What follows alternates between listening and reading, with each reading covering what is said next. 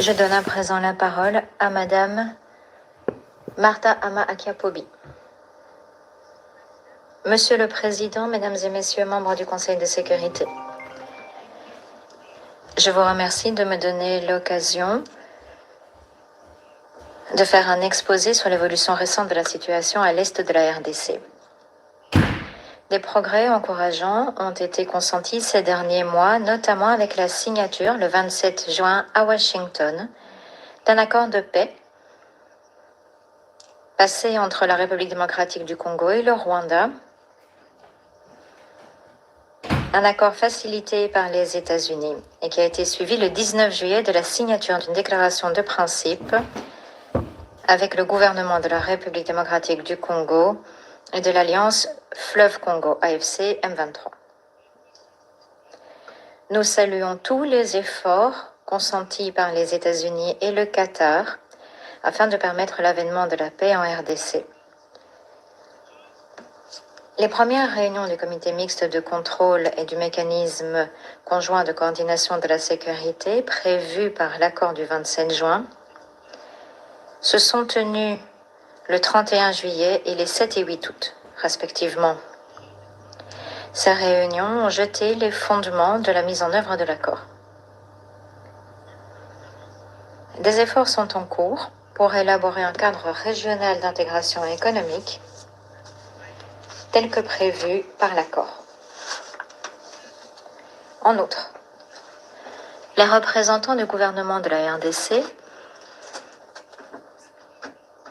et l'AFCM 23 se sont rencontrés à nouveau à Doha, au Qatar, ces derniers jours afin de faire fond sur la déclaration de principe, de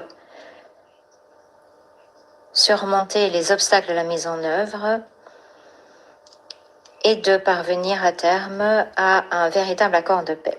Dans l'intervalle, un sommet virtuel conjoint de la Communauté d'Afrique de l'Est et de la SADC, le 13 août, a entériné la fusion du mandat des 5 facilitateurs de la CAE-SADC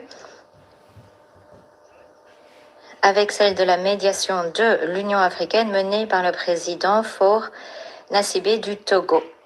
Un secrétariat technique spécial conjoint sous la houlette de l'Union africaine est actuellement créé à Addis Abeba pour appuyer ce processus. Le président Faure Nassibé ainsi que les facilitateurs ont organisé de longues consultations et les Nations Unies ont apporté leur soutien là où c'était nécessaire. Monsieur le Président, malheureusement, l'évolution de la situation sur le terrain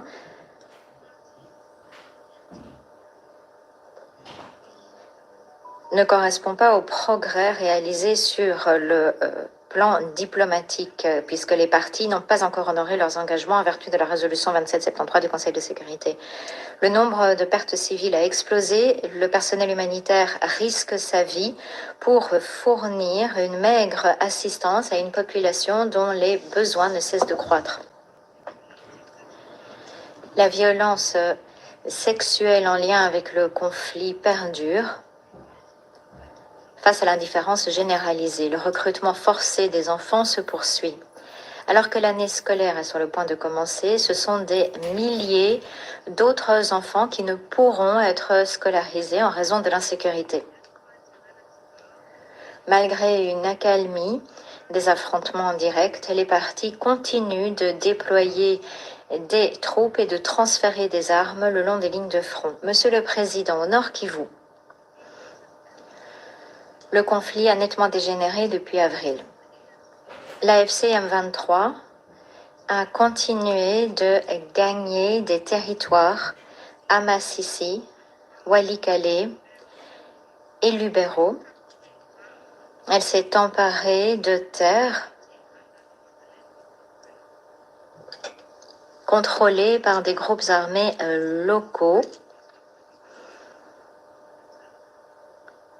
sous la houlette des Ouazalendo. Le 6 août, le haut-commissaire des Nations Unies aux droits de l'homme, Volker Turk, a fait une déclaration indiquant que d'après des rapports crédibles, du Bureau de l'ONU pour les droits de l'homme, 319 civils, dont au moins 48 femmes et 19 enfants, auraient été tués par l'AFC M23, appuyés par les membres des forces de défense du Rwanda du 9 au 21 juillet dans 4 villages sur le territoire de Rutshuru, dans la province du Nord Kivu.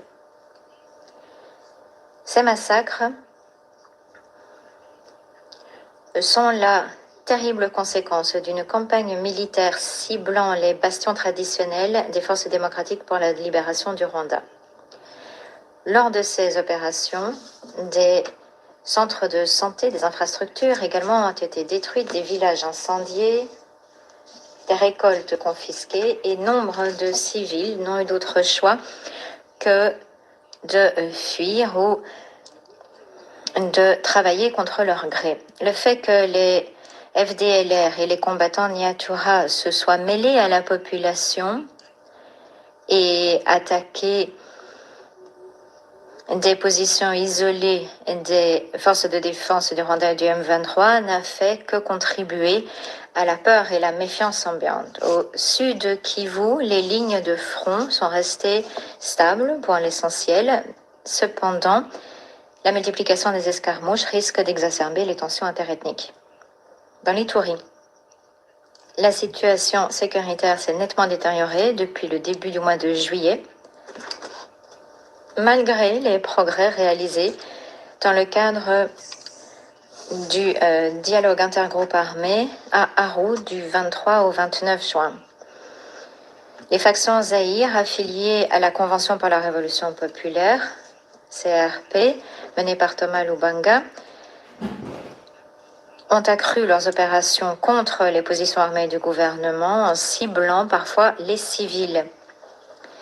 La Codeco a également repris les hostilités en riposte aux activités de la CRP.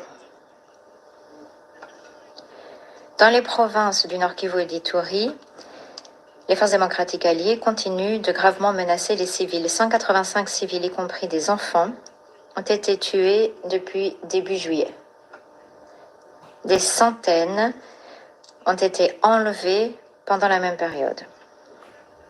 À la suite du massacre de Komanda le 27 juin, qui a coûté la vie à 43 personnes, dont 19 femmes et 9 enfants, les ADF ont continué de commettre des massacres au quotidien. Du 11 au 18 août, dans le grand nord du Nord Kivu, les ADF ont tué à peu près 50 civils, dont 7 femmes et 2 enfants.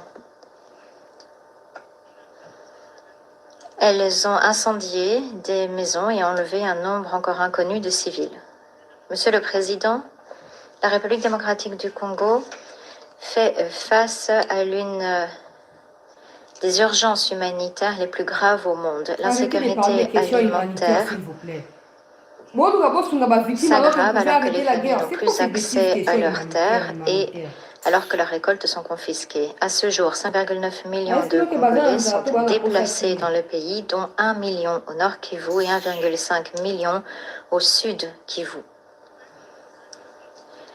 Les familles sont régulièrement déracinées, prises au piège du cercle vicieux de la peur et du déplacement. Cette instabilité incessante met à mal la cohésion sociale et hypothèque toute perspective de paix et de relèvement sur le long terme. Nous ne pouvons tolérer ces souffrances indicibles et les atrocités récurrentes qui sont devenues quotidiennes à l'est de la RDC. Pour protéger les civils, rétablir l'ordre public et satisfaire les besoins humanitaires de la population, les partis doivent cesser les hostilités, doivent respecter et honorer leurs engagements en vertu de la résolution 2773 dans leur totalité, avec le soutien continu du Conseil de sécurité et de la communauté internationale. Monsieur le Président, Mesdames et Messieurs membres du Conseil de sécurité, l'adoption par la RDC et le Rwanda du mandat du comité mixte de contrôle et du mécanisme de coordination conjointe de l'accord de Washington ainsi que la déclaration de principe sur un cadre d'intégration économique régionale sont autant de mesures encourageantes. Toutefois, il convient de souligner que même si l'engagement en faveur du processus est le bienvenu, cela ne peut nullement remplacer la cessation réelle des hostilités sur le terrain et les mesures concrètes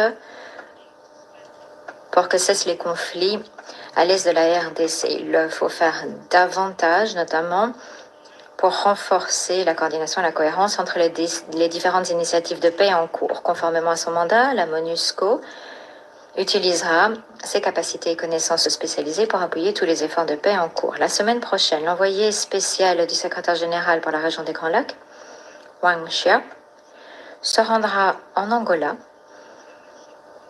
qui assume la présidence de l'Union africaine, afin de voir comment l'ONU peut au mieux appuyer les efforts de paix menés par l'Afrique.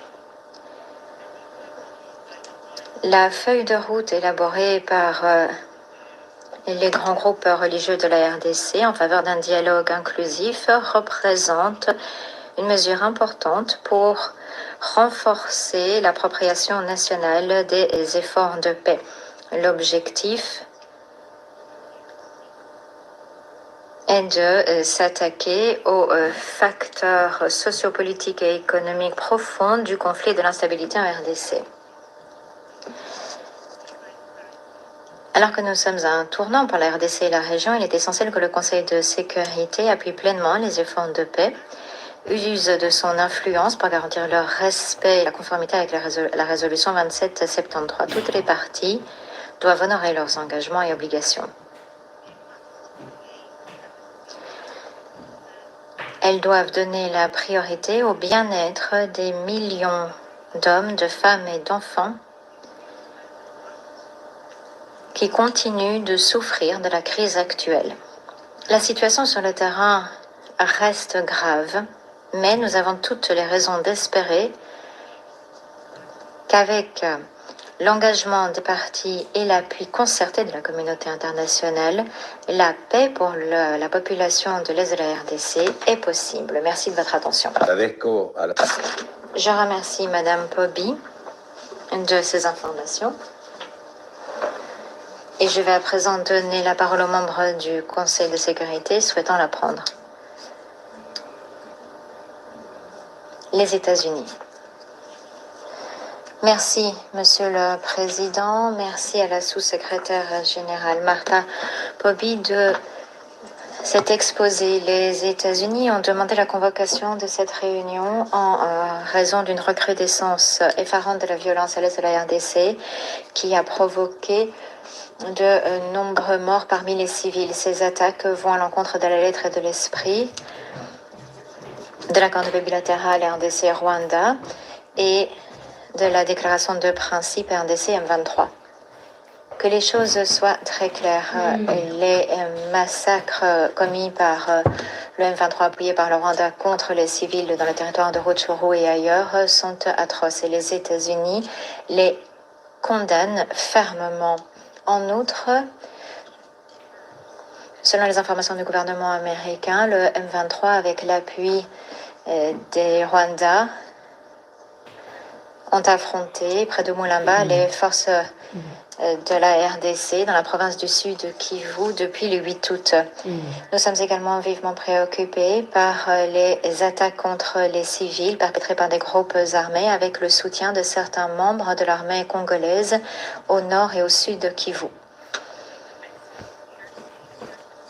Les attaques de l'IEL contre les chrétiens en RDC montrent l'instabilité généralisée à l'est de la RDC. Nous saluons les efforts de l'ONU et des ONG qui cherchent à faire toute la lumière sur ces agissements inacceptables et nous condamnons tous les efforts visant à discréditer les rapports de la MONUSCO et du HCDH concernant ce conflit.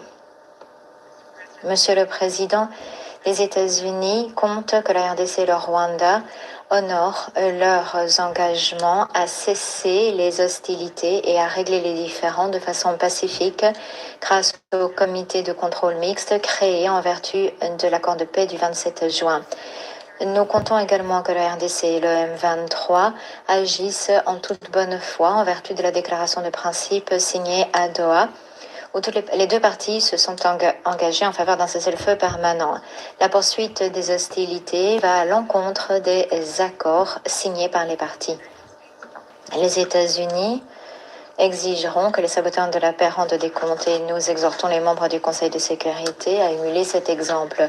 L'accord de paix et la déclaration de principe sont publics afin de faire en sorte que la population de la région puisse voir la voie de la paix et de la prospérité pour faire en sorte que toutes les parties honorent leurs engagements et leurs obligations. D'ores et déjà, nous avons pris des mesures dans ce sens le 12 août lorsque les États-Unis ont sanctionné 4 entités produisant des minerais du conflit à l'est de la RDC. Monsieur le Président, nous saluons l'Union africaine qui a accueilli la première réunion du mécanisme conjoint de sécurité le 7 août, ce qui a conduit au concept d'opération du plan harmonisé pour neutraliser les FTLR et lever les mesures de défense du Rwanda. Nous exhortons la RDC à mettre en œuvre la première phase de préparation immédiatement et à respecter le calendrier conformément à l'accord de paix du 27 juin, y compris le retrait par le Rwanda de ses forces du territoire de la RDC. Nous félicitons le Qatar de ses efforts pour organiser les médiations à Doha entre le gouvernement de la RDC et le M23. Nous saluons également les efforts du CICR pour parvenir à des mesures de confiance entre les deux parties. Nous saluons les efforts du président togolais, médiateur désigné par l'Union africaine dans cette crise, ainsi que les 5 facilitateurs désignés par la CE et SADC. Nous saluons également la Commission de l'Union.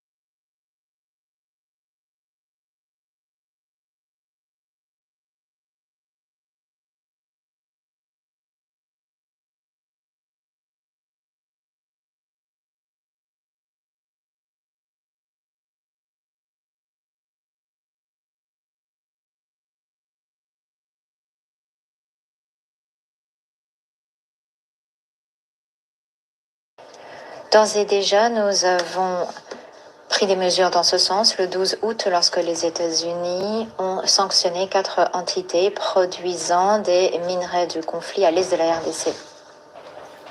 Monsieur le Président, nous saluons l'Union africaine qui a accueilli la première réunion du mécanisme conjoint de sécurité le 7 août, ce qui a conduit au concept d'opération du plan harmonisé pour neutraliser les FTLR et lever les mesures de défense du Rwanda. Nous exhortons la RDC à mettre en œuvre la première phase de préparation immédiatement et à respecter le calendrier conformément à l'accord de paix du 27 juin, y compris le retrait par le Rwanda de ses forces du territoire de la RDC. Nous félicitons le Qatar de ses efforts pour organiser les médiations à Doha entre le gouvernement de la RDC et le M23. Nous saluons également les efforts du CICR pour parvenir à des mesures de confiance entre les deux parties. Nous saluons les efforts du président togolais, médiateur désigné par l'Union africaine dans cette crise, ainsi que les 5 facilitateurs désignés par la CE et SADC. Nous saluons également la Commission de l'Union africaine qui joue le rôle de secrétariat des facilitateurs et nous les exhortons à mettre en œuvre le plus rapidement possible leur mandat. La mise en œuvre du cadre régional d'intégration économique est tributaire du respect par toutes les parties de leurs obligations en vertu du processus de paix. Les États-Unis sont prêts à appuyer ces efforts grâce à des investissements qui profitent aux États-Unis et la population de la région. Cependant, pour concrétiser ces possibilités, le contrôle de la région doit revenir au gouvernement de la RDC avec une structure gouvernementale qui soit représentative des communautés locales. Chers collègues, pour faire face à la crise au nord et sud Kivu, il faut prendre des mesures qui permettront de promouvoir la paix à l'est de la RDC. Il nous faut exiger que les groupes armés et tous les saboteurs rendent des comptes de leurs agissements atroces et que toutes les parties honorent leurs engagements et leurs obligations. Je vous remercie. Je remercie la délégation des États-Unis et je donne à présent la parole à la France. Monsieur le Président, je voudrais tout d'abord remercier la sous-secrétaire générale, Mme Martha Pobby, pour ses remarques, ainsi que les États-Unis d'avoir demandé cette réunion. Comme cela a été relevé par les Nations Unies, nous sommes confrontés, une nouvelle fois, à une dégradation très préoccupante de la situation sécuritaire dans l'Est de la République démocratique du Congo. Je soulignerai 3 points. Tout d'abord, l'escalade des attaques contre les civils par les groupes armés et les groupes terroristes dans l'Est de la RDC est inacceptable. Elle s'ajoute à une situation humanitaire déjà catastrophique et qui ne cesse de se dégrader. Le haut-commissaire aux droits de l'homme, M. Volker Turk, a récemment fait état d'attaques menées en juillet par le M23 contre un grand nombre de civils au Nord Kivu. D'autres groupes armés, comme la Codeco, continuent de multiplier les violences contre les civils. Dans le même temps, le groupe terroriste des forces démocratiques alliées, affilié à Daesh, a perpétré une attaque contre une église à Komanda, en Ituri, attaque que le Conseil de sécurité a condamnée, et de nouveau la semaine dernière dans les territoires de Béni et de Lubero. Ces violences doivent cesser. Les responsables de ces atrocités doivent être poursuivis. La France réaffirme son plein soutien à la MONUSCO et à la mise en œuvre de son mandat pour protéger les civils. Elle appelle à la levée immédiate de toutes les entraves à la liberté d'action de la MONUSCO. Deuxième point, cette situation souligne la nécessité renouvelée de soutenir sans relâche la dynamique engagée par le processus de paix. La République démocratique du Congo et le Rwanda ont conclu un accord de paix le 27 juin dernier avec la facilitation des États-Unis. Cet accord doit permettre des progrès en vue d'une paix durable dans l'Est de la RDC et dans l'ensemble de la région des Grands Lacs. La France a salué cette avancée et elle encourage vivement les parties à honorer de bonne foi leurs engagements. Cela inclut le retrait des forces rwandaises de défense hors du territoire congolais, l'arrêt de tout soutien étranger à l'ensemble des groupes armés, y compris celui des forces rwandaises de défense au M23, tout autant que cela inclut la neutralisation des FDLR. La France appelle au respect des engagements pris par la RDC et la FCM 23 dans la déclaration de principe signée le 19 juillet à Doha, mettant notamment en place un cessez-le-feu. Nous saluons l'engagement du Qatar et soutenons la reprise et la conclusion de pourparlers à Doha en vue d'un accord global de paix qui soit conforme à l'objectif de restauration de l'autorité étatique de la RDC dans le respect de l'intégrité territoriale et de la souveraineté congolaise. Monsieur le Président, le Conseil doit rester mobilisé pour veiller au suivi et au respect de la mise en œuvre de la résolution 2773 du Conseil de sécurité, adoptée à l'unanimité, et des accords qui y concourent. Dans cette résolution, le Conseil de sécurité a exprimé sans ambiguïté les obligations qui incombent aux parties, autour d'une conviction centrale. Il n'y a pas de solution militaire au conflit dans les Grands Lacs. Seul le dialogue doit permettre de traiter les causes profondes des conflits en vue d'une paix durable. Nous sommes déterminés à travailler à cette fin avec le médiateur de l'Union africaine, ainsi qu'avec les États-Unis, le Qatar et l'ensemble des acteurs engagés dans la réussite des différents processus de médiation. Nous rappelons la nécessité de la convergence et de la coordination entre ces initiatives, ainsi que du rôle central pour les Nations Unies.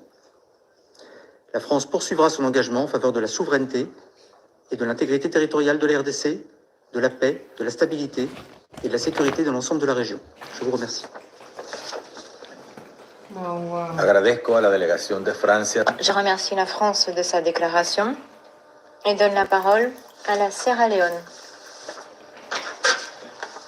Merci, Monsieur le Président. J'ai l'honneur de faire cette déclaration au nom des membres de la 3+, en l'occurrence l'Algérie, le Guyana, la Somalie et mon propre pays, la Sierra Leone. Nous vous remercions d'avoir convoqué cette réunion à la demande des États-Unis. Je remercie la sous-secrétaire générale, Martha Pobby, de son exposé exhaustif et édifiant. Nous saluons la participation du représentant de la République démocratique du Congo et du Rwanda. Monsieur le Président, cette réunion est convoquée moins de 2 mois après la signature d'un accord de paix entre les gouvernements de la République démocratique du Congo et le Rwanda, et la signature d'une déclaration de principe entre le gouvernement de la RDC et du groupe armé M23. Toutefois, tel qu'indiqué par Mme Pobby, la sécurité à l'est de la RDC reste précaire, les souffrances sont généralisées et des civils innocents continuent de perdre la vie. Qu'il s'agisse du massacre brutal sur le territoire de Beni perpétré par les ADF ou encore des attaques sur le territoire de Djougou perpétrées par la Convention pour la Révolution populaire CRP et les militants Zahir, ainsi que les attaques incessantes sur le territoire de Massissi perpétrées par le M23, le tribut humain de ce conflit ne cesse de s'alourdir alors qu'il y a de plus en plus de morts, de blessés, de déplacements massifs, de famines, maladies, violences sexuelles et destruction de l'infrastructure civile. Il est essentiel de redoubler les efforts diplomatiques pour mettre un terme au conflit sous toutes ses dimensions. Par voie de conséquence, les A3+, voudrait mettre en exergue 3 éléments essentiels. Premièrement, nous exprimons notre vive préoccupation face à la poursuite des attaques perpétrées par le M23, ADF, la Codeco et autres groupes armés, malgré l'existence d'accords de cessez-le-feu. Nous appelons à des enquêtes approfondies et impartiales sur toutes les atrocités commises par les groupes armés en RDC. Il faut que les auteurs rendent des comptes. Nous sommes découragés de voir que l'accord de paix n'a pas encore conduit à une véritable amélioration sur le terrain et que le peuple congolais continue de payer le lourd tribut de l'instabilité et de la violence à l'est du pays. Deuxièmement, les A3+ sont d'avis qu'un règlement politique est la seule façon de pérenniser la paix en RDC. Nous nous félicitons des efforts régionaux en cours qui ont jeté les fondements de la signature de l'accord de paix entre le gouvernement du Rwanda et la RDC. Nous soulignons le rôle décisif de l'Union africaine et des mécanismes infrarégionaux pour parvenir à un règlement durable du conflit à l'est de la RDC sous la houlette du président Faure Gnassingbé de la République du Togo. Nous saluons également les efforts de facilitation complémentaires consentis par le gouvernement des États-Unis ainsi que les efforts de médiation continus entre le gouvernement de la RDC et le M23 sous la houlette de l'émir du Qatar. Nous saluons également les efforts de coopération entre les acteurs régionaux et l'envoyé spécial du secrétaire général pour la région des Grands Lacs, M. Huang Xia, y compris et les réunions récentes du mécanisme de coordination conjoint pour la sécurité qui se sont tenues plus tôt ce mois-ci dans le cadre de la mise en œuvre de l'accord de paix. Troisièmement, nous sommes vivement préoccupés par les violations répétées du cessez-le-feu dans l'est de la RDC. Nous appelons donc à la création d'un mécanisme de vérification robuste et crédible chargé de faire le suivi de l'accord de paix. Les violations de l'accord du cessez-le-feu ne font qu'exacerber une situation humanitaire déjà difficile. À l'occasion de la journée humanitaire mondiale célébrée mardi, nous saluons le sacrifice des travailleurs humanitaires. Nous réaffirmons notre solidarité avec les populations qu'ils servent. Nous exhortons la communauté internationale à renforcer l'appui apporté à la population congolaise. Nous appelons les groupes armés à se conformer au droit international, y compris en garantissant l'accès humanitaire. À ce sujet, nous exhortons tout particulièrement le M23 à mettre fin au couvre-feu quotidien imposé aux civils dans le territoire de Rutshuru. Le tribut payé par les civils est immense. En guise de conclusion, les A3+ réitèrent leur solidarité avec la population de la RDC et leur engagement en faveur de la souveraineté, l'indépendance, l'unité et l'intégrité territoriale de la RDC. Nous sommes engagés à appuyer toute initiative visant à mettre fin à la crise. La communauté internationale doit préserver l'élan créé et maintenir la pression diplomatique pour garantir la pérennisation de la paix en RDC. Merci. Je remercie la délégation de la Sierra Leone de sa déclaration et je donne à présent la parole à la délégation de la Chine. Monsieur le Président, je vous remercie d'avoir convoqué la réunion d'aujourd'hui. Je remercie la sous-secrétaire générale Pobi pour son exposé. Je salue les représentants de la RDC et du Rwanda participant à la réunion d'aujourd'hui. Le conflit et les violences dans l'est de la RDC se poursuivent et font peser un lourd tribut sur les civils. C'est préoccupant. La communauté internationale doit en faire plus pour garantir la désescalade et restaurer la paix dans le pays. J'aimerais mentionner les éléments suivants. Premièrement, les violences perpétrées contre les civils sont inacceptables.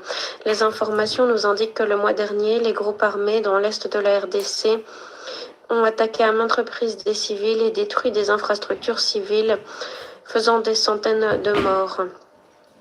Nous nous opposons à ces attaques, nous les condamnons et nous appelons à des enquêtes sérieuses pour garantir la reddition de comptes. La communauté internationale doit exhorter tous les groupes armés de l'Est de la RDC à respecter le droit international humanitaire, à cesser les violences et à procéder au processus de désarmement tout en épaulant la RDC pour préserver la vie des citoyens et des ressortissants étrangers. Nous devons contribuer à mettre fin au conflit. Nous réitérons notre appui en faveur des efforts déployés par le gouvernement de la RDC pour asseoir l'intégrité territoriale et la souveraineté du pays. Deuxièmement, l'élan obtenu en matière de négociation et de dialogue doit être préservé. Le dialogue entre la RDC et le Rwanda a suscité un espoir prometteur. Nous devons donc appeler avec insistance les deux pays à honorer leurs obligations, notamment celles relevant de la résolution 2773 adoptée au consensus. Nous devons garantir le règlement du conflit, la mise en œuvre de l'accord de paix entre la RDC et le Congo et le Rwanda. Il faut donc que les parties agissent de bonne foi et ne freinent pas le processus. Nous saluons les efforts de médiation du Qatar, ce qui a donné lieu à la signature d'une déclaration de principe entre la RDC et les M23. Alors que les négociations de Doha en sont à la phase la plus critique, nous appelons le M23 à cesser les hostilités et à procéder à un dialogue de bonne foi avec le gouvernement de la RDC. Nous comptons sur le Qatar qui va travailler avec les deux parties pour parvenir à un accord de paix pérenne s'attelant aux causes profondes du conflit. L'Union africaine et les organisations infrarégionales travaillent de longue date pour mettre fin au conflit dans la région. La communauté internationale devrait appuyer le rôle de ces mécanismes régionaux et celui de l'ONU. Troisièmement, la crise humanitaire dans le pays nécessite notre attention urgente. Les violences qui se poursuivent dans la région ont déplacé des millions de personnes. Cela exacerbe la situation humanitaire de la région, surtout pour les pans vulnérables tels que les femmes et les enfants. Étant donné les circonstances, nous n'avons plus de temps à perdre pour garantir l'accès humanitaire et renforcer les opérations humanitaires. C'est urgent. La communauté internationale doit appuyer la réouverture de Goma et de l'aéroport de Kagoumou pour garantir l'acheminement d'alimentation et autres denrées essentielles et permettre aux personnes déplacées de regagner leur foyer.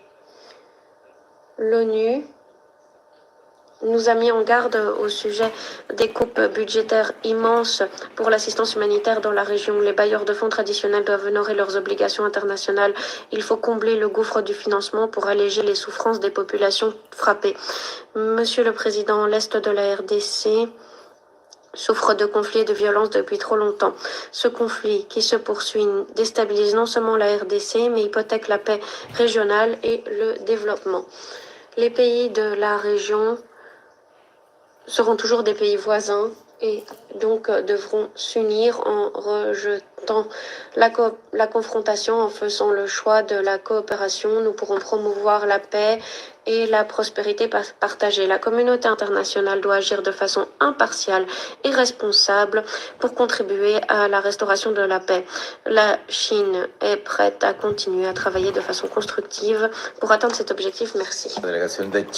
Je remercie la Chine de sa déclaration et donne la parole au Royaume-Uni. Thank you, President. Merci, Monsieur le Président. Je remercie la sous-secrétaire générale Pobi pour son exposé et je salue les représentants du Rwanda et de la RDC qui participent à la réunion. J'ai 3 points à mentionner. Premièrement, le Royaume-Uni salue l'élan créé en faveur de la paix grâce aux travaux de la CAE, de la SADC et de l'Union africaine, qui a culminé avec la signature d'un accord de paix entre la RDC et le Rwanda à Washington. Nous saluons la signature de la déclaration de principe entre la RDC et le M23 à Doha. Deuxièmement, nous condamnons le meurtre de civils par les M23 appuyés par le Rwanda dans le territoire de Rutshuru. Nous condamnons également les meurtres commis par les ADF dans la province de l'Ituri.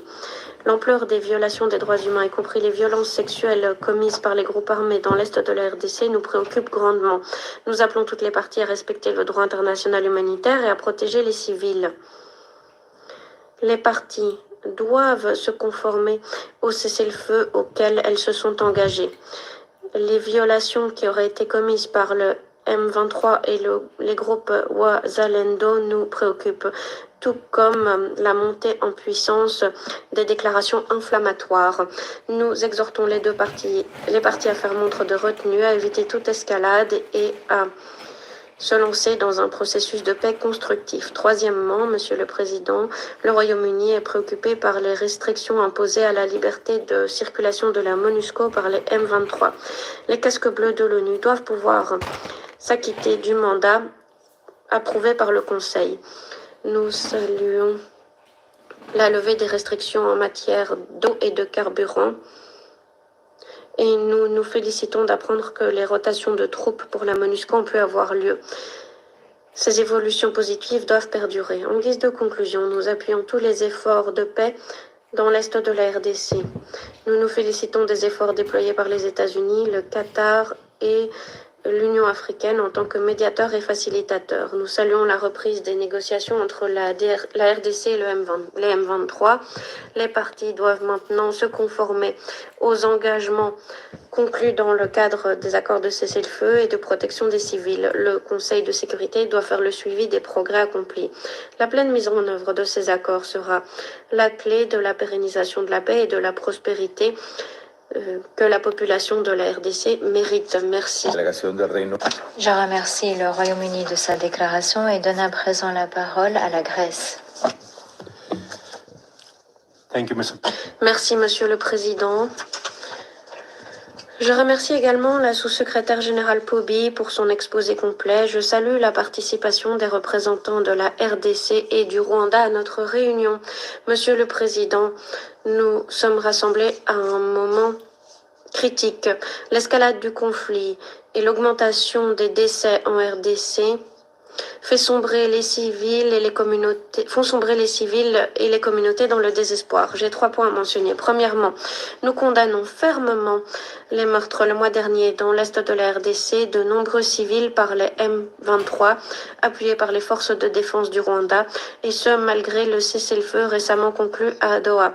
Nous faisons part de nos sincères condoléances aux familles des victimes et au gouvernement de la RDC pour ce qui est l'un des bilans les plus lourds à déplorer depuis la résurgence des M23 en 2022. Nous appelons les M23 et leur appui à cesser les hostilités. Les attaques contre les civils sont des violations graves du droit international. Les auteurs ou les acteurs appuyant ces crimes doivent rendre des comptes dans le cadre d'enquêtes urgentes. Il est plus important que jamais que les signataires de la déclaration de principe de Doha de juillet respectent leurs engagements et préservent le cessez-le-feu alors que les travaux se poursuivent en faveur de la finalisation d'un accord global de paix. Nous appuyons la souveraineté, l'indépendance, l'unité et l'intégrité territoriale de la RDC, conformément au droit international et la charte de l'ONU. L'intégrité territoriale de la RDC doit être respectée. Il convient de restaurer l'autorité de l'État sur l'ensemble du territoire sans retard. C'est pourquoi la résolution du Conseil de sécurité 2773 appelle à un cessez-le-feu immédiat et au retrait des M23 des zones qu'il contrôle dans l'est de la RDC. Cette résolution doit être mise en œuvre. Deuxièmement, nous sommes vivement préoccupés par l'aggravation de la crise qui frappe durement les civils et qui exacerbe la situation humanitaire dans la région, déjà compliquée par 30 ans de conflit. Les attaques et les violences perpétrées par les ADF dans le Nord Kivu, qui ont fait des dizaines de victimes, y compris des femmes et des enfants, se sont accompagnées de kidnappings et de pillages. Nous les condamnons. Nous condamnons fermement les violations du droit international humanitaire et les violations des droits humains. Nous sommes effarés par le nombre incroyable de personnes déplacées à l'intérieur du pays, ainsi que par les niveaux effarants de violences sexuelles et sexistes et les violations commises contre les droits des enfants. Alors que nous nous exprimons, 28 millions de Congolais souffrent d'insécurité alimentaire grave. À ce sujet, nous appelons toutes les parties belligérantes à protéger les civils et à honorer leurs engagements au titre du droit international humanitaire et du droit international des droits humains. L'acheminement de l'assistance, surtout de l'assistance vitale pour les plus vulnérables, doit être renforcé et parvenir à tous ceux qui sont dans le besoin, sans retard et sans restriction. Troisièmement, nous réitérons notre appui à la MONUSCO et à sa présence dans l'ensemble de la RDC. Nous sommes préoccupés par l'obstruction des M23 quant à la mise en œuvre des travaux de la mission, surtout dans l'est du pays. Toute restriction imposée au personnel en tenue ou à la circulation de marchandises est inacceptable. Le Conseil a adopté à l'unanimité la résolution 2373 condamnant toute tentative de saper les capacités de la MONUSCO à mettre en œuvre son mandat. Nous répétons que les attaques contre les casques bleus sont constitutives de crimes de guerre et que les auteurs doivent rendre des comptes. Monsieur le Président, il est temps de mettre fin à ce cycle vicieux de violence en République démocratique du Congo. Nous sommes solidaires avec la population de la RDC et nous sommes prêts à coopérer avec les autres États membres et utiliser tous les outils à la disposition du Conseil pour nous atteler à cette situation en toute urgence et créer les conditions propices à la pérennisation de la paix. Merci. A la délégation de Grèce. Je remercie la Grèce de sa déclaration et donne à présent la parole à la République de Corée. Thank you, Mr. President. I also thank ISG Martha Pope. Merci, Monsieur le Président. Je remercie Madame Poby pour son exposé. Je salue les représentants de la République démocratique du Congo et du Rwanda qui participent à la réunion. Monsieur le Président, la situation sécuritaire et humanitaire dans l'est de la RDC continue de se détériorer malgré les derniers efforts diplomatiques déployés. Une lueur d'espoir se profilait à l'horizon grâce au dialogue et à la diplomatie. Elle est maintenant assombrie par l'ombre de l'impasse. C'est donc à ce moment que nous devons redoubler d'efforts pour garantir la pérennisation de la paix dans la région. Je voudrais mentionner les 3 points suivants. Premièrement, la Corée fait part de ses vives préoccupations quant à l'incapacité des M23 à honorer les engagements au titre de la résolution 2773 et la déclaration de principe signée à Doha le 19 juillet. Au lieu de s'acquitter de ses obligations, le M23 continue de mener des opérations d'offensive dans l'est de la RDC, foulant aux pieds l'esprit et la lettre de la résolution et de ses engagements. Ces mesures sapent les progrès obtenus grâce à la diplomatie régionale et exacerbent une situation déjà précaire. À nouveau, nous exhortons le M23 à cesser toutes les hostilités et à retirer toute présence militaire non autorisée du territoire congolais. Nous implorons tant les signataires de la déclaration de principe, la RDC et les M23, à réaffirmer leur plein engagement en faveur du cessez-le-feu immédiat que le Rwanda d'éviter de renoncer à appuyer le M23 sous quelle forme que ce soit et à contribuer de façon constructive à la paix dans l'est de la RDC. Deuxièmement, les attaques indiscriminées qui se poursuivent contre les civils perpétrées par les M23 et d'autres groupes armés dans la région sont totalement inacceptables. D'après le HCDH, le M23 est responsable de la mort d'au moins 319 civils, y compris des femmes et des enfants ce mois dernier dans la province du Nord Kivu. Nous sommes aussi choqués par le dernier rapport de Human Rights Watch nous indiquant que le M23 a exécuté de façon sommaire 140 civils en juillet à proximité du parc national des Virunga dans le cadre de meurtres en masse et pour des raisons ethniques. De plus, des informations de la MONUSCO ont confirmé que 52 civils ont été tués ce mois-ci dans le cadre d'attaques perpétrées par les ADF dans la province de l'Ituri. Le plein respect du droit international humanitaire de la part de toutes les parties, et plus particulièrement la protection des civils, est indispensable. À ce sujet, nous félicitons la MONUSCO qui mène un travail courageux et essentiel pour protéger les civils dans des conditions extrêmement difficiles sur le terrain. Nous sommes aussi très préoccupés par l'augmentation des cas de violences sexuelles liées au conflit dans l'est de la RDC. Les groupes armés utilisent les violences sexuelles comme tactique pour asseoir leur contrôle sur la région. La reddition de comptes est indispensable pour tous les auteurs de ces violences. La République de Corée s'est engagée à lutter contre ces violences et à ériger la paix, notamment grâce à notre contribution de 8,6 millions de dollars en faveur de programmes pertinents mis en œuvre par le PNUD et le FNUAP. Troisièmement, ma délégation exhorte toutes les parties, nationales, régionales et internationales, à redoubler d'efforts diplomatiques en faveur de la stabilité et de la paix pérenne dans l'est de la RDC. Il est particulièrement essentiel que la RDC et les M23 regagnent sans condition la table des négociations à Doha sous la houlette du gouvernement du Qatar pour parvenir rapidement à un accord de paix global. L'accord de paix conclu entre la RDC et le Rwanda sous la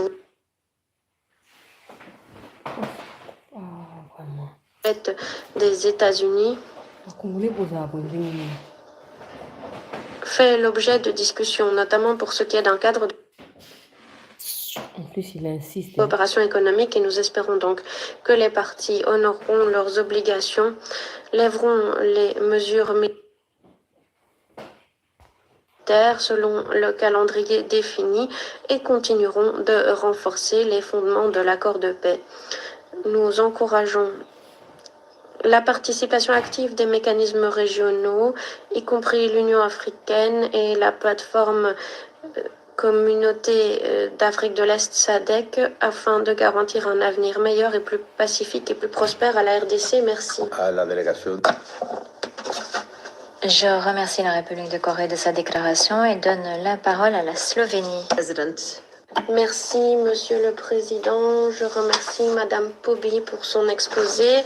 Monsieur le Président, la Slovénie le réaffirme. Elle est fermement convaincue qu'une paix juste et pérenne en RDC ne sera possible que grâce à un véritable dialogue, l'inclusion et la volonté politique de tous les acteurs. Nous avons systématiquement insisté sur l'importance d'un travail de bonne foi, de la coopération régionale et du plein respect du droit international dans le cadre des efforts de résolution du conflit. Nous avons salué la signature de l'accord de paix de Washington entre la RDC et le Rwanda, mais nous avons insisté que sa valeur ajoutée allait dépendre de la véritable mise en œuvre de l'accord. À ce sujet, le Conseil a été clair et a exhorté la RDC et le Rwanda à honorer leurs obligations et engagements de bonne foi, conformément à la résolution 2773. Nous avons aussi salué les progrès des négociations de Doha facilitées par le Qatar ainsi que la signature de la déclaration de principe le 19 juillet. Cela devrait constituer une lueur d'espoir. Nous laissons croire que le dialogue peut l'emporter, ainsi que la stabilité. Dans le même temps, nous recevons des informations quotidiennes faisant état de violences horribles commises contre les civils. Nous condamnons fermement l'escalade des violences au nord Kivu, au sud Kivu et en Ituri, aux mains des ADF, de Codeco et des M23, appuyés par les forces de défense du Rwanda, telles que indiquées par le HCDH. Nous sommes effarés par les niveaux de brutalité. Meurtres, kidnapping, violences sexuelles et sexistes, pillage, destruction délibérée de moyens de subsistance. Nous avons aussi été particulièrement choqués par les massacres recensés en juillet dans le territoire de Rutshuru. Près de 319 civils ont été tués. Nous avons aussi été frappés par les attaques à Beni et à Lubero en août, faisant plus de 50 victimes. Ces atrocités viennent s'ajouter à la souffrance indicible de millions de personnes.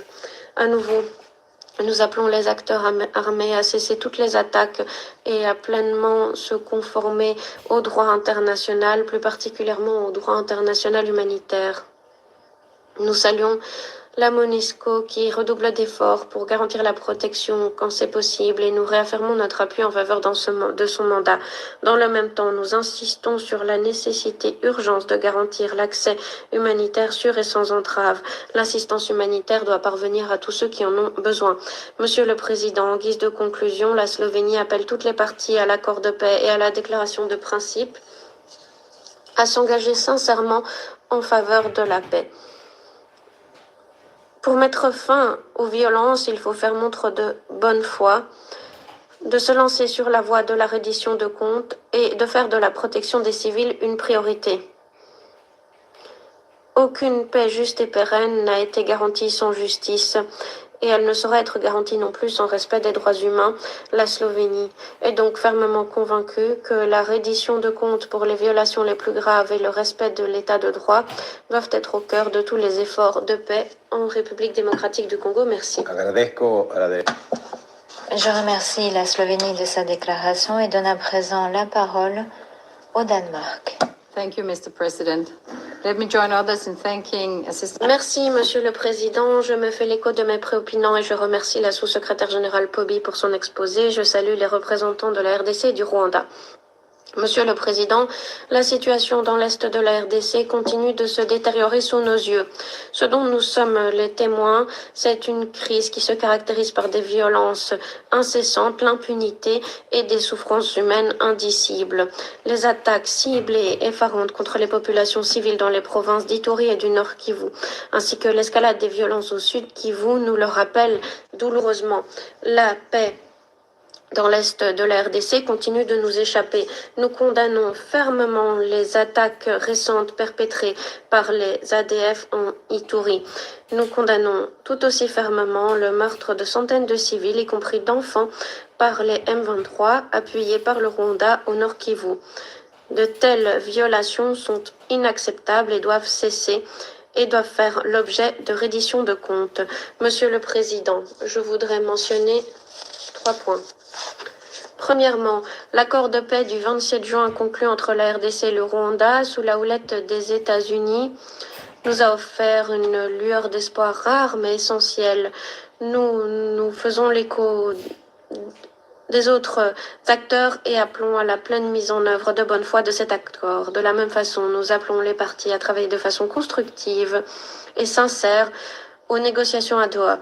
Nous le rappelons, les deux parties ont accepté les négociations et un cessez-le-feu. Ces engagements doivent être honorés. Que les choses soient claires, il n'y a pas de solution militaire à ce conflit, seule une solution politique, une solution inclusive et intégrant toute la population congolaise. Nous devons aussi insister sur la mise en œuvre de nos propres résolutions, plus particulièrement la 2773. C'est dans cet esprit que le Danemark appelle à nouveau le Rwanda à retirer ses forces de l'Est de la RDC et à cesser son appui au M23. Dans le même temps, nous appelons la RDC à neutraliser les FDLR. Deuxièmement, Monsieur le Président, N'oublions pas que ce sont les civils qui payent le plus lourd tribut de ce conflit. Leurs souffrances ont été exacerbées par les attaques délibérées, les coupes budgétaires de l'assistance humanitaire, les restrictions de l'accès humanitaire, notamment en raison de la fermeture de l'aéroport de Goma ou encore le pillage d'infrastructures médicales et humanitaires. Entre-temps, les besoins augmentent. Nous rappelons que toutes les parties de l'Est de la RDC doivent respecter les civils, honorer leurs engagements au titre du droit international, y compris le droit international humanitaire et le droit international des droits humains. Nous appelons tous les auteurs à être traduits en justice et nous appelons à garantir la coopération avec les enquêtes internationales et le HCDH. La justice n'est pas facultative. Monsieur le Président, et enfin, dernièrement, nous appuyons la MONUSCO qui continue de s'acquitter de son mandat dans des circonstances véritablement complexes. Nous sommes vivement préoccupés par les restrictions imposées aux opérations de la MONUSCO, notamment dans les territoires contrôlés par les M23. Nous appelons toutes les parties à respecter la liberté de circulation de la mission. De telles mesures d'obstruction sont des violations claires de la résolution 2773. Monsieur le Président, en guise de conclusion, la population de la RDC ne se limite pas à des chiffres, ce sont des parents, des filles, des fils, des agriculteurs, des enseignants, des commerçants. Et aujourd'hui, cette population a un besoin désespéré de protection, de vivre dans la dignité et de pouvoir espérer. Nous exhortons les parties belligérantes à mettre fin aux violences, à honorer leurs obligations et à protéger les civils. Merci. Je remercie le Danemark de sa déclaration et je donne à présent la parole à la Fédération de Russie. Monsieur le Président, nous remercions la sous-secrétaire générale Marta Pobi pour son exposé. Nous saluons la participation à la réunion des représentants de la RDC et du Rwanda. Depuis la fin du mois de juin, nous avons avec optimisme suivi les progrès des efforts diplomatiques internationaux visant à régler la crise dans l'Est de la RDC. Toutefois, la réalité nous l'a démontré. Ce conflit armé de longue date, impliquant de nombreux groupes armés illégaux et d'acteurs extérieurs, dispose de sa propre dynamique qu'il est difficile d'inverser. Nous déplorons que malgré les résultats positifs obtenus lors des négociations à Washington et à Doha, les menaces qui pèsent sur les civils congolais perdurent.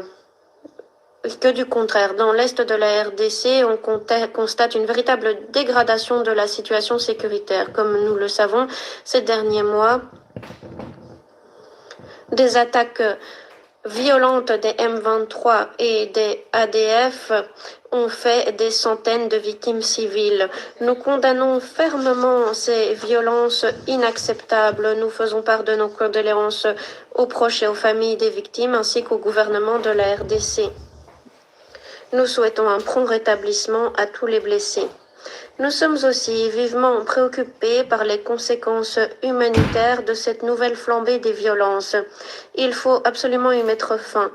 Des millions de Congolais sont las de ces souffrances et craignent pour leur vie tous les jours. Nous le répétons à nouveau.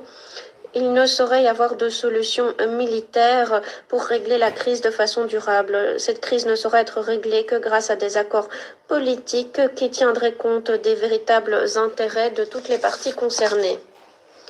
Nous comptons que les parties à l'accord et aux négociations de Doha honoreront leurs engagements dans le cadre de la déclaration des principes et continueront de travailler à la réalisation d'un accord de paix global. Il est également essentiel que Kigali et Kinshasa s'attellent à la mise en œuvre des engagements qu'ils ont conclus officiellement le 27 juillet de cette année. Et il est clair que la condition sine qua non pour stabiliser la situation dans l'Est de la RDC sera de garantir la cessation de la coopération des gouvernements avec des groupes armés illégaux. Cela a été confirmé à l'unanimité par le Conseil dans la résolution 2773, dont les dispositions clés, comme nous le montre la situation, sont toujours pertinentes. Je le rappelle, elles se fondent sur des solutions régionales élaborées dans le cadre des processus de Luanda et de Nairobi et s'inscrivent dans les paramètres conclus dans la plateforme CAE-SADC. Je souligne également que, étant donné les circonstances actuelles, il convient de renforcer le rôle des acteurs régionaux. À cet égard, nous saluons les efforts de médiation de l'Union africaine, de la CAE et de la SADC dans le cadre d'un mécanisme uni sous la houlette de l'Union africaine. Nous espérons que les actions iront en faveur de la paix et de la sécurité dans la région des Grands Lacs.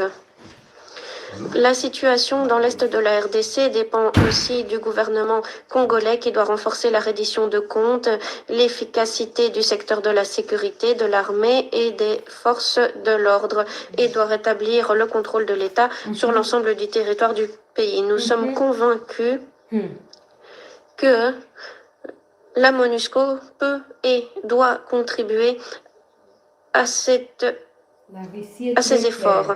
Il convient également donc de renforcer l'efficacité des travaux des casques bleus en matière de protection des civils. Cela devrait permettre de rétablir l'importance de la présence de la mission dans la zone de conflit. Ce sera un véritable facteur de retenue à prendre en compte.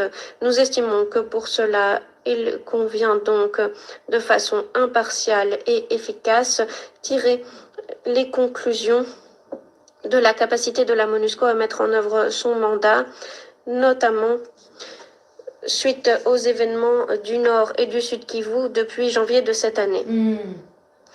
Toutes ces mesures devraient apporter des résultats concrets pour mettre fin aux confrontations, aux menaces que subit le pays, et cela devrait contribuer au rétablissement de conditions de vie pour des millions de Congolais.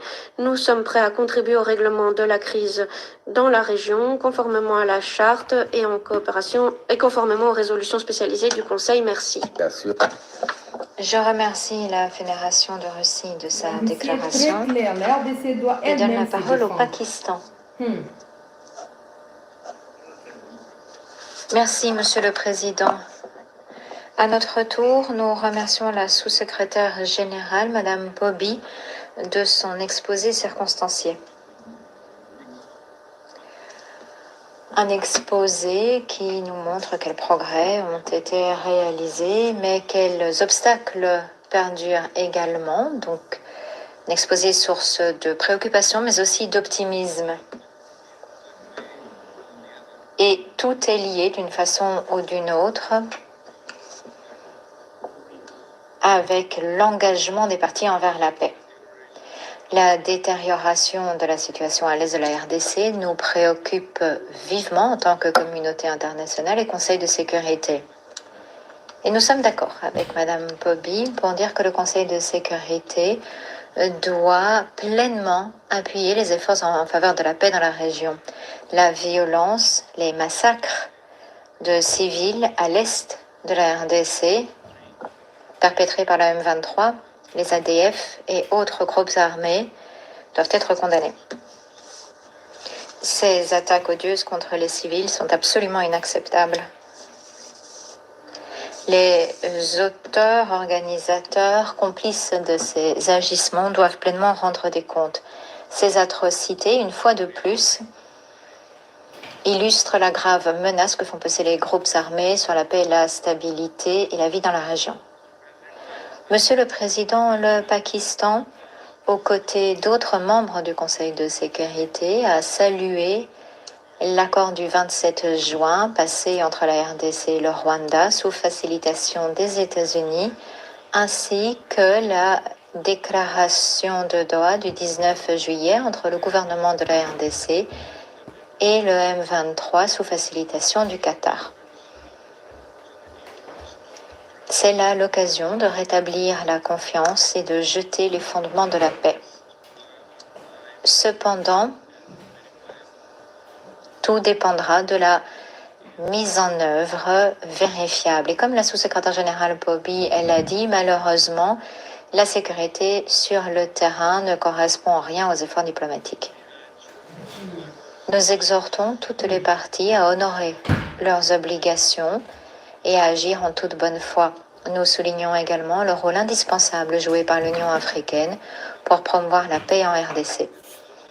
Permettez-moi également de souligner que la pleine mise en œuvre de la résolution 2773 est une nécessité impérieuse pour parvenir à la paix. Le M23 doit cesser les hostilités, doit se retirer des zones capturées et contrôlées, démanteler les structures parallèles et participer de façon constructive au dialogue. Toute tentative visant à rendre légitime le contrôle de territoire par des groupes armés ne fera que prolonger les hostilités.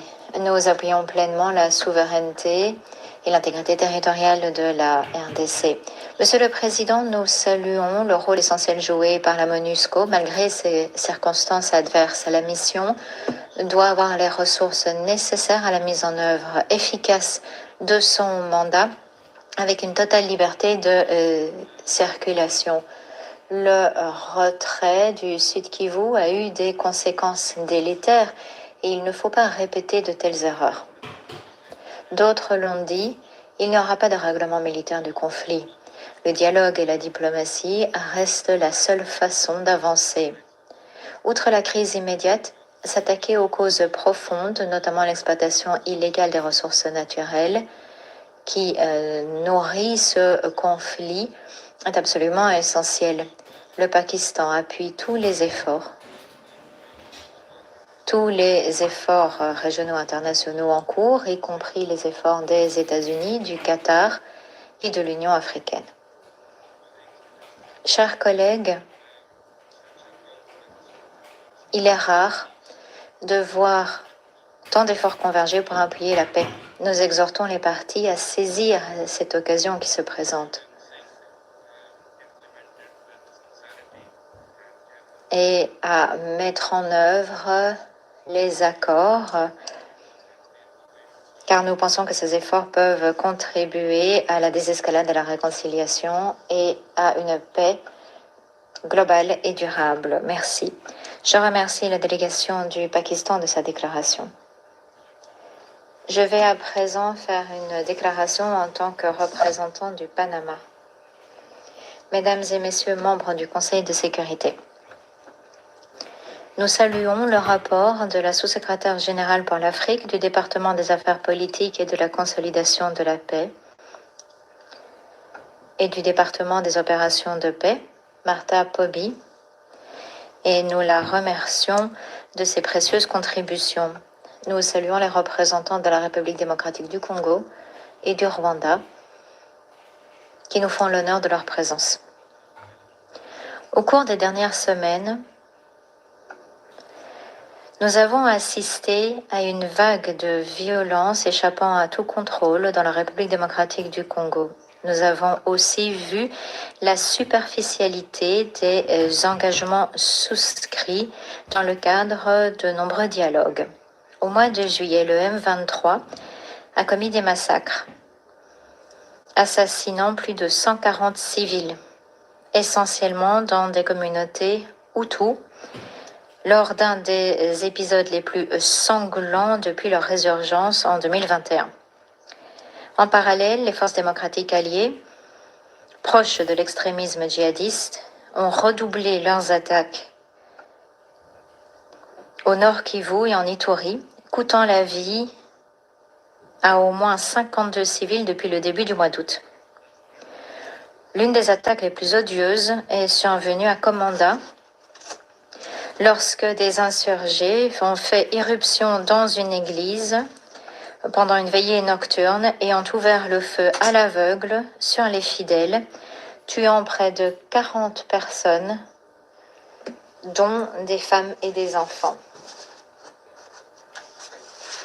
Ces faits sont d'autant plus alarmants qu'ils surviennent en parallèle à des processus de paix récemment convenus dont les engagements ne sont purement et simplement pas honorés. L'accord bilatéral passé entre la République démocratique du Congo et le Rwanda, signé à Washington le 27 juin dernier, cet accord contenait des engagements très clairs. Le retrait des troupes étrangères dans un délai de 90 jours, la création d'un mécanisme de sécurité conjointe, ainsi que des opérations menées contre les forces démocratiques pour la libération du Rwanda.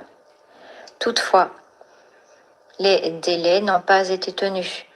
La réunion du mécanisme conjoint n'a pas eu lieu, le retrait des troupes n'a pas commencé et les opérations de neutralisation des milices n'ont pas débuté. De même, le 18 août n'a pas été respecté en tant que date butoir pour parvenir à un accord définitif entre le gouvernement de la RDC et le M23, et il n'y a pas eu de résultat concret. Et même si nous saluons les négociations avec la médiation du Qatar, le fait est que les parties ne semblent pas désamorcer les tensions sur le terrain. Au contraire, elles consolident leur position militaire. Ce décalage entre les engagements pris et la réalité sur le terrain est une source de vive préoccupation. Très chers collègues, la souveraineté et l'intégrité territoriale de la République démocratique du Congo ne sont pas négociables.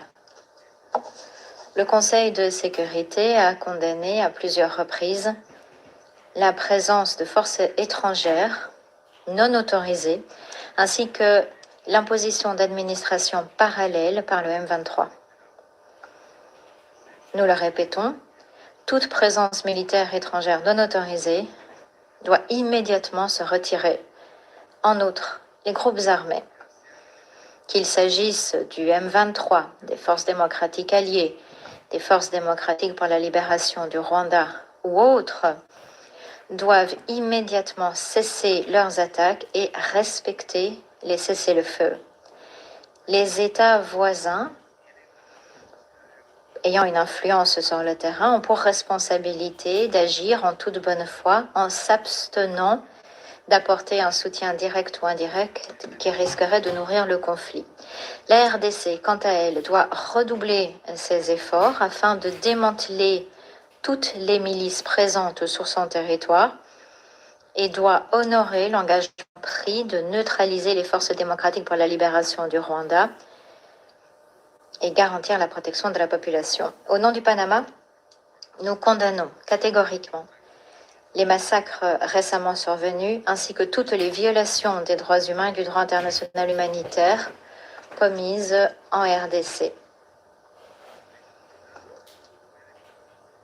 L'impunité ne peut prévaloir. Les auteurs de crimes de guerre doivent rendre des comptes, quel que soit leur rang ou leur affiliation. Chers collègues, le Conseil de sécurité doit envisager des sanctions supplémentaires à l'encontre de celles et ceux qui financent ou soutiennent les groupes armés. Il convient de renforcer les mécanismes de suivi et d'enquête pour traduire les coupables en justice. Le peuple congolais mérite davantage que de vaines paroles. Il mérite la paix, la sécurité, la dignité. Nous ne pouvons accepter que les accords restent lettre morte alors que les armes résonnent plus fort que les engagements pris. En tant que président du Conseil de sécurité, le Panama réitère son attachement à une neutralité active en défense des principes de la Charte des Nations Unies pour promouvoir des règlements pacifiques. Merci. Vuelvo a asumir la función de la presidenta. Je reprends mes fonctions de président du Conseil de sécurité et je donne à présent la parole au représentant de la République démocratique du Congo. Monsieur le Président, Mesdames et Messieurs les membres du Conseil de sécurité, Mesdames et Messieurs, au nom du gouvernement et du peuple de la République démocratique du Congo, je remercie les États-Unis et le Panama d'avoir convoqué et organisé cette réunion d'urgence, ainsi que le secrétaire général, son Excellence Antonio Guterres, pour son engagement constant à la cause de mon pays. Je remercie particulièrement la sous-secrétaire générale, Madame Martha Pobi, pour son briefing de ce matin. Monsieur le Président, l'Est de la République démocratique du Congo subit depuis trop longtemps la guerre. À partir de 2021, l'agression de la coalition RDF-M23 a plongé nos provinces dans un désastre humanitaire avec près de 7 millions de déplacés. Le pic a été atteint en janvier et février 2025 lorsque les villes de Goma et Bukavu ont été envahies par les forces de défense du Rwanda et les terroristes de l'AFC M23. Par sa résolution 2773, adoptée à l'unanimité le 21 février 2025, votre Conseil a exigé le retrait immédiat du M23 et de la RDF et la fin de tout soutien rwandais. Or, ces dispositions restent jusqu'à ce jour lettre morte. Alors que l'application des dispositions de cette résolution se fait encore attendre, nous saluons le leadership des États-Unis d'Amérique qui ont créé les conditions de dialogue favorables à la conclusion, le 27 juin 2025, à Washington, d'un accord de paix entre la République démocratique du Congo et le Rwanda. Accord qui prévoit le désengagement, le désarmement et l'intégration conditionnelle des groupes armés non étatiques au sein des forces armées congolaises et de la police nationale congolaise. Un mécanisme conjoint de coordination en matière de sécurité, ainsi qu'un dispositif sur le respect de l'intégrité territoriale et de la République démocratique du Congo et l'arrêt des hostilités. Dans le même esprit, la République démocratique du Congo et l'AFC M23 ont signé à Doha, au Qatar, une déclaration de principe sous forme d'un accord préliminaire au terme duquel les parties s'engagent à travailler ensemble pour trouver une solution pacifique au conflit. Le document énonce les bases et les valeurs fondamentales qui guideront les actions des parties concernées dans le cadre de ce processus de paix. Il vise à établir un cadre pour les négociations futures et à définir les objectifs communs à atteindre pour la paix et la stabilité dans la région. Je voudrais saisir également cette opportunité pour remercier l'État du Qatar pour son dévouement et son engagement en faveur de la paix en République démocratique du Congo et dans la région des Grands Lacs. Monsieur le Président, en dépit de toutes ces initiatives de paix, on reste préoccupé, à la lumière des récents développements, par la sincérité de l'engagement du Rwanda et de leur supplétif de l'AFC M23 qui s'obstinent à fouler aux pieds leurs engagements au terme de l'accord de paix de Washington et de la déclaration des principes de Doha. J'en veux pour preuve les faits ci-après. Tenez, au cours du mois de juillet 2025, plus de 300 civils congolais ont été tués dans plusieurs localités du territoire de Rutshuru en province du Nord Kivu, à la suite d'attaques menées par la coalition AFC M23 en violation flagrante du cessez-le-feu réaffirmé dans l'accord de paix de Washington du 27 juin 2025 et dans la déclaration de principe de Doha du 19 juillet 2025. 2. Les informations recueillies par les services compétents, corroborées notamment par le Haut Commissariat des Nations Unies aux droits de l'homme, établissent que la majorité des victimes, parmi lesquelles figuraient de nombreuses femmes et enfants, étaient des civils sans défense, exécutés sommairement. Pour la seule période du 2 juillet au 2 août 2025, ces exactions se sont accompagnées de violations graves comprenant plus de 125 cas de violences sexuelles, des centaines de recrutements forcés, y compris d'enfants, plus de 300 actes de torture, des pillages et incendies de biens, ainsi que la transplantation de populations non identifiées dans les zones sous contrôle de l'AFC M23. Troisièmement, le dernier rapport du groupe d'experts des Nations Unies sur la République démocratique du Congo met en évidence, de manière incontestable, le lien structurel unissant le M23 au Rwanda. Il y est également établi que le Rwanda maintient un soutien actif, militaire, logistique et opérationnel à ce mouvement armé, ce qui alimente directement la poursuite des massacres, provoque des déplacements massifs et forcés de population et accentue la déstabilisation persistante de l'Est de la République démocratique du Congo, faits qui ont été confirmés ce matin par le briefing de Mme Pobi. Monsieur le Président, ces crimes ont une dimension ethnique manifeste.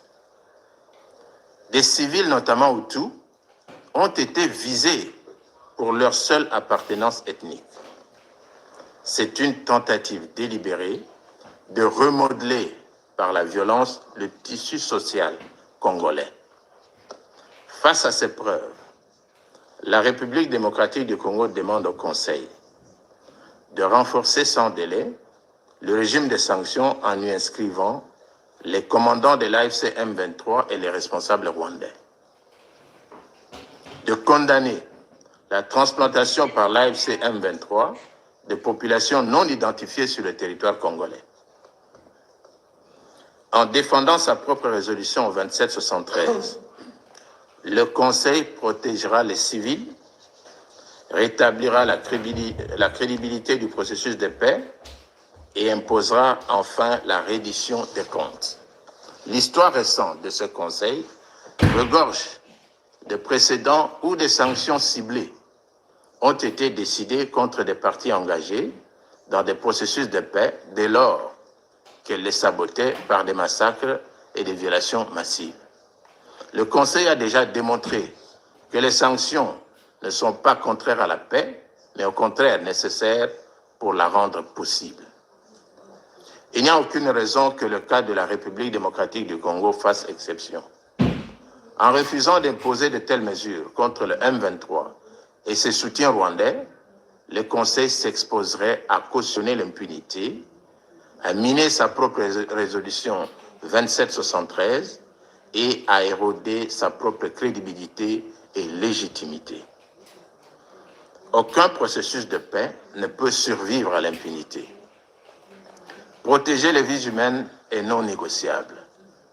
Rester spectateur devant de tels crimes serait une forme de complicité. La protection des vies humaines, toute communauté confondue, reste non négociable et demeure au cœur de l'action gouvernementale. Le Conseil de sécurité ne saurait demeurer spectateur devant l'enracinement de l'impunité. La justice et des sanctions rigoureuses constituent des conditions préalables et non accessoires à tout règlement durable et équilibré du conflit. Pour la République démocratique du Congo, la priorité demeure la restauration d'une paix durable et non d'une paix factice et éphémère, comme cela a été le cas depuis bientôt 3 décennies. J'invite donc le Conseil de sécurité, organe principal des Nations Unies, en charge du maintien de la paix et de la sécurité internationale, de bien vouloir veiller à la mise en application intégrale des dispositions de sa résolution 2773 du 21 février 2025.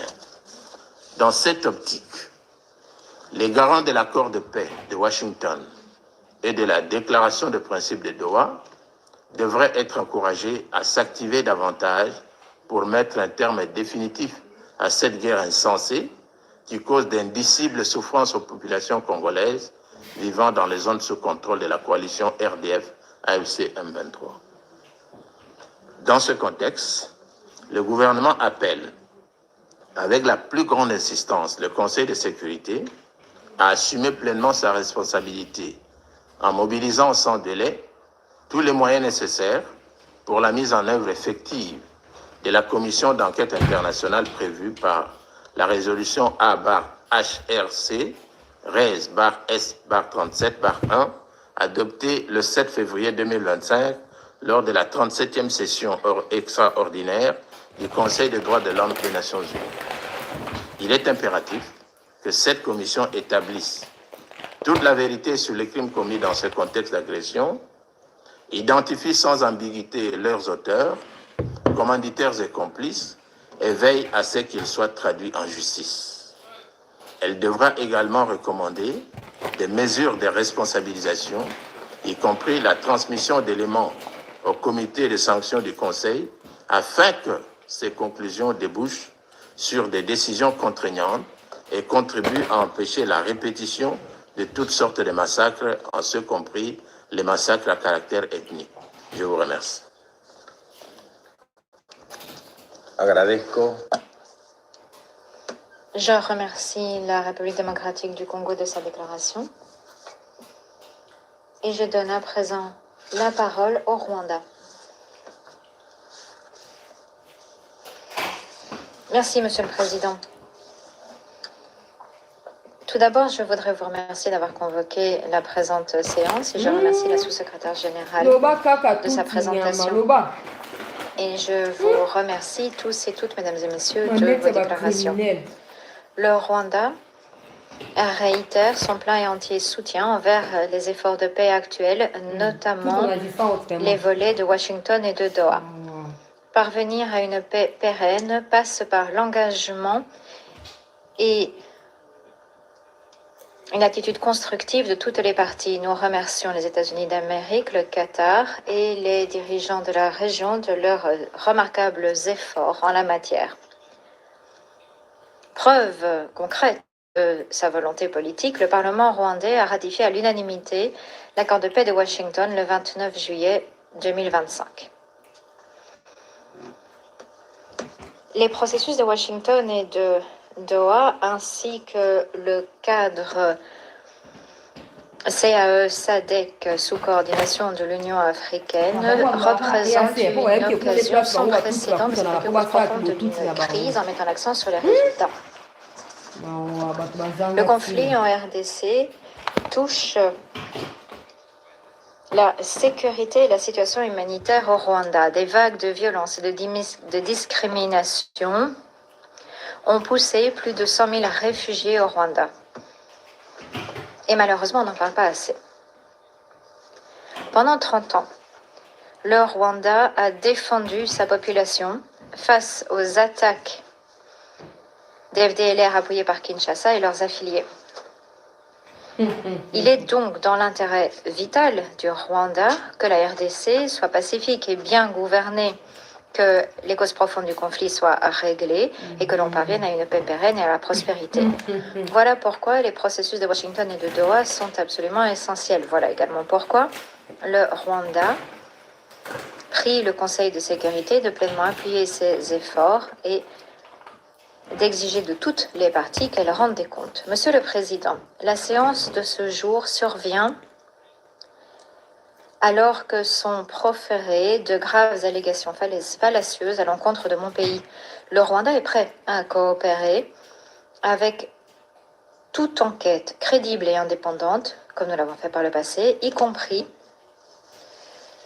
dans le cadre de la mission d'établissement des faits du Conseil des droits de l'homme dans la région. S'agissant du massacre de civils qui aurait lieu à Rutshuru, les premiers rapports étaient contradictoires, vagues, voire carrément implausibles. Seule une enquête indépendante et impartiale permettra au Conseil d'être saisi de faits fiables. Il s'agit ici de défendre la crédibilité même de ces entités. Nous mettons en garde le Conseil de sécurité face au risque de mésinformation et de désinformation, y compris de la part d'acteurs qui pourtant devraient afficher le plus haut professionnalisme. Nous sommes particulièrement préoccupés par une tendance qui existe depuis longtemps de rapports sélectifs s'agissant des droits humains en RDC où les victimes sont présentées comme les auteurs de crimes et vice-versa. Alors que l'on se concentre excessivement sur les violations présumées de la FCM 23, le Bureau conjoint des droits humains des Nations Unies et autres acteurs ont systématiquement fait fi des atrocités incontestables et avérées commises contre les civils à Minembwe au sud Kivu, à Nturo sur le territoire de Massissi et dans l'Ituri, y compris les frappes de drones contre des zones civiles en violation du droit international humanitaire, les arrestations arbitraires, les détentions massives en raison de l'appartenance ethnique, des humiliations publiques ciblant des communautés spécifiques et la propagation de discours déshumanisants dans les écoles et les lieux de culte. En entendant les déclarations de certaines délégations dans cette salle, je me rends compte qu'il y a une désinformation organisée qui a de lourdes conséquences, plus lourdes encore que nous ne l'avions pensé. Il n'est nullement question de l'appartenance ethnique des soi-disant victimes. Le rapport dit que l'information a été transmise par téléphone et satellite. Est-ce que la vérification de l'appartenance ethnique s'est faite par téléphone et satellite? Le Conseil de sécurité tombe dans le piège de l'idéologie d'une ethnisation de la situation en RDC. Appeler à la tenue d'une enquête, ce n'est pas trop demandé. Enquêtez. Faites le minimum. Demandez aux auteurs du rapport initial de faire un peu plus. Il y a une délégation qui a dit à juste titre que les êtres humains ne sont pas des statistiques. Or, pour le moment, ils sont traités comme une simple statistique. Qui sont les victimes dont on parle? Comment avez-vous déterminé leur appartenance ethnique? Ce sont des questions fondamentales que doit poser le Conseil de sécurité. Ce n'est pas un hasard que ces campagnes surviennent à un moment politiquement sensible tel que maintenant, à un moment où les partis s'apprêtent à revenir à la table des négociations à Doha et commencent à mettre en œuvre l'accord de paix de Washington, y compris l'accord sur la neutralisation des FDLR appuyé par la RDC. Ce groupe est le principal responsable de conflits, des violences et des violations des droits humains à l'est de la RDC. La sélectivité sape la crédibilité des rapports de l'ONU et l'application véritable du principe de responsabilité. C'est une question qui a été officiellement soulevée par le Rwanda au Conseil de sécurité et auprès du secrétaire général à maintes reprises.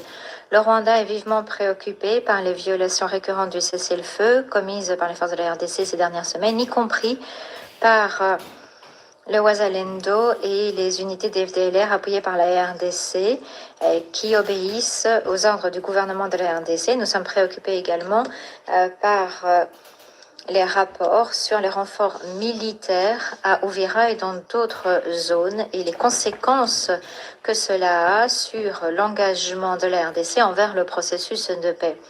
En outre, la RDC et certains pays ayant des intérêts historiques n'ont fait que minimiser ou dissimuler même l'existence et la dangerosité des activités des FDLR appuyées par la RDC.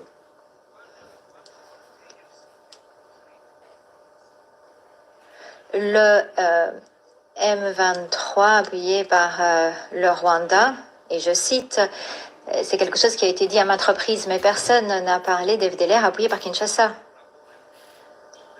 Est-ce faute de preuves que les FDLR sont appuyés par le gouvernement de Kinshasa? Mais ils sont où les Je sais FDLR que vous en avez une question? méthode de Ils travail sont au où? Conseil de sécurité où Ils vous sont où? adoptez Ils un ont des certain cas de mon libellé. abat, au Congo à mon abat, on Mais de mon abat, n'y a-t-il pas de critères objectifs à l'heure d'adopter un libellé? Est-ce que ce sont les preuves qui manquent? Même dans vos propres rapports, le gouvernement de Kinshasa appuie les FDLR. Pourquoi est-ce que vous ne voulez pas dire les choses telles qu'elles sont? Permettez-moi de vous rappeler qui sont les FDLR. Les FDLR distraction, pardon. sont le reliquat de ceux qui tuaient des dizaines de milliers de personnes chaque jour en 94 quand vous avez adopté la résolution 1912 pour retirer les forces de l'ONU du Rwanda. Ils ont continué de tuer chaque jour 10 000 personnes quand vous avez adopté la résolution 929 pour leur permettre de fuir vers la RDC. Ce sont ces mêmes personnes qui continuent de chercher à atteindre leur objectif, oublier les capacités militaires. Moi, je parle de leur objectif, de leur intention. Dans l'esprit de la Convention de 48, c'est quelque chose qui doit concerner le Conseil de sécurité et la question des FDLR. Dans vos déclarations, revient à être une arrière-pensée presque. Ce n'est pas acceptable, c'est au cœur même du problème en RDC, ça doit être traité en tant que tel. Nous sommes également déçus de voir que la RDC n'a pas accepté de lancer le concept d'opération afin de neutraliser les FDLR appuyés par Kinshasa lors de la première réunion du mécanisme conjoint de coordination de la sécurité, le CETUD, mais nous continuons d'espérer qu'il sera possible de rectifier le tir lors de la prochaine séance. Au nom de mon gouvernement, sachez que le Rwanda sait ce qu'il faut faire pour honorer nos engagements en vertu de l'accord de Washington et ce qu'il faut faire pour parvenir à pérenniser la paix dans la région et à l'est de la RDC. Avant de conclure, permettez-moi encore de faire une déclaration d'ordre général. Alors, en effet, l'intégrité territoriale de la RDC n'est pas négociable. Il en va de même pour l'intégrité territoriale des voisins de la RDC, le Rwanda y compris. L'intégrité territoriale et les obligations de tout membre de l'ONU supposent un traitement équitable des citoyens. La souveraineté est assortie d'obligations. La RDC doit cesser de maltraiter ou de traiter une partie de sa population comme des citoyens de deuxième zone, et le Conseil de sécurité doit assumer son obligation de défendre ce principe fondamental de l'ONU. Tout être humain doit bénéficier d'une protection sur un pied d'égalité. Le Conseil doit rappeler que toute victime et victime potentielle doit pouvoir attirer votre attention. Merci. Je remercie le Rwanda de sa déclaration. La délégation de la République démocratique du Congo a demandé la parole pour faire une nouvelle déclaration. Vous avez la parole. Merci, Monsieur le Président. Monsieur le Président, le 21 février 2025, lorsque le Conseil de sécurité s'est réuni dans cette salle pour adopter sa résolution 2773, l'atmosphère qui s'est dégagée de cette salle suggérait que le Conseil de sécurité se réservait le droit de revenir ici, évaluer le degré de la mise en œuvre de sa résolution 2773 et prendrait des mesures conséquentes en cas de non-exécution des obligations par l'une des parties. Aujourd'hui, je crois que la tâche qui vous est réservée, c'est justement celle-là. Vous avez constaté, ainsi que tous les organismes du système des Nations Unies, les rapports nous en ont été faits ce matin, que c'est le Rwanda et ses supplétifs du M23 qui mettent en mal l'exécution de la résolution 2773, ainsi que les différents accords qui ont été conclus jusque-là. Le Conseil devra donc prendre ses responsabilités. Je voudrais revenir sur un seul point, Monsieur le Président. Il n'est pas étonnant que le Rwanda remette en cause le rapport sur les massacres commis par la M23. Cela fait partie de l'ADN du Rwanda. Ils agissent par le M23 interposé et le soutiennent. Aujourd'hui, le Rwanda voudrait mettre sur le même pied d'égalité ce qu'ils appellent le soutien de la RDC aux FDLR. Mais ce sont des railleries.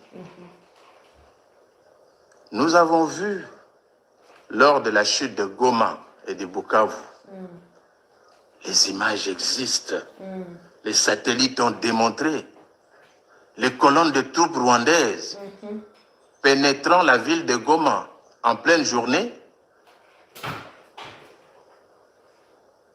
Et où est-ce qu'on a vu les FDLR soutenus par l'armée congolaise quelque part? Ça n'existe pas, c'est un leurre. Merci. Nous savons que le Rwanda est au Congo pour exploiter les minéraux du Congo. Ça, c'est connu de tout le monde. Les différents rapports l'ont toujours démontré. Nous n'allons pas vous retenir longtemps. Vous êtes suffisamment édifiés sur cette question. Nous pensons que les mensonges n'ont plus droit de citer devant cet auguste Conseil de sécurité. Monsieur le Président, j'ai dit, je vous remercie. Je ne reprendrai plus la parole. Agradezco a la delegación. Je remercie le représentant de la République démocratique du Congo de sa nouvelle déclaration. La délégation du Rwanda a demandé la parole afin de faire une nouvelle déclaration. Je vous donne la parole. Thank you very much, Mr. President. Merci beaucoup, Monsieur le Président. Très rapidement, je rappelle que le Rwanda va se conformer à ses engagements dans le cadre de l'accord de Washington. S'agissant de la résolution 2773, elle stipule ce que doit faire le gouvernement Adopter de la attitude RDC. officielle, conseiller Bisso, c'est tout.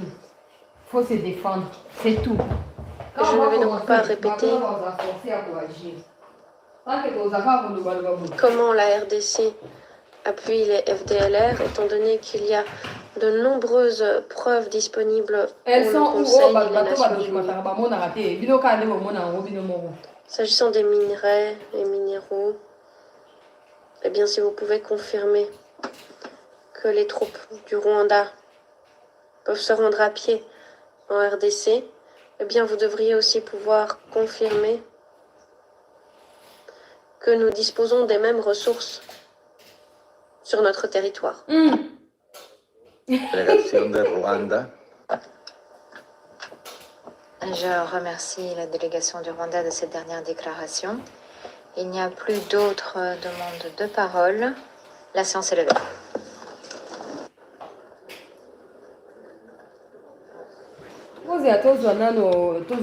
tobanda kosiége obandoleka par quel pays mpo bokoma kuna bino Rwanda mwa bilongi lokwa bavers de terre